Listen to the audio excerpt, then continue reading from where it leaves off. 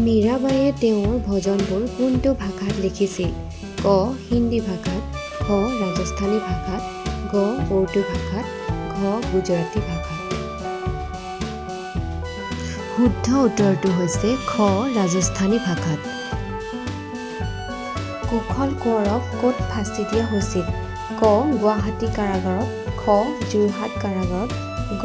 ডিব্ৰুগড় কাৰাগাৰত, ঘ. মঙলদৈ কাৰাগাৰত। শুদ্ধ উত্তৰটো হৈছে খ. যোৰহাট কাৰাগাৰত। ডক্টৰ ভূপেন হাজৰিকাই পৰিচালনা কৰা প্ৰথম অসমীয়া কথাছবিখনৰ নাম কি? ক. জয়মতী, খ. চামেলি মেমচাপ, গ.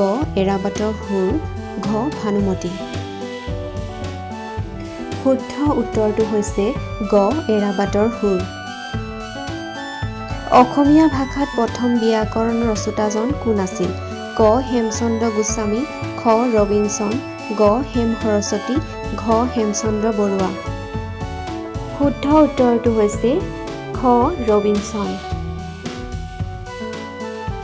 অসমীয়া সাহিত্যত সাহিত্যাচাৰ্য হিচাপে কোনজন সাহিত্যিকক জনা যায়? ক. তৰুণৰাম ফুকন, খ. মণিৰাম দেৱান, গ. চৈয়দ আব্দুল মালিক, ঘ. চক্ৰধৰ সিংহ। শুদ্ধ উত্তৰটো হৈছে গ. চৈয়দ আব্দুল মালিক। এটা সৰু প্ৰশ্ন, ভাৰতৰ প্ৰথমগৰাকী ৰাষ্ট্ৰপতি কোন আছিল?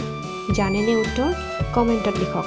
আৰু এনেকুৱা আকৰ্ষণীয় সামৰিক তথ্য আৰু জিকে ভিডিঅ' পাবলৈ চেনেলটো ছাবস্ক্ৰাইব কৰক, ভিডিঅ'টো লাইক কৰক আৰু আপোনাৰ বন্ধু বান্ধৱীৰ সৈতে শ্বেয়াৰ কৰিব নাপাহৰিব। ধন্যবাদ।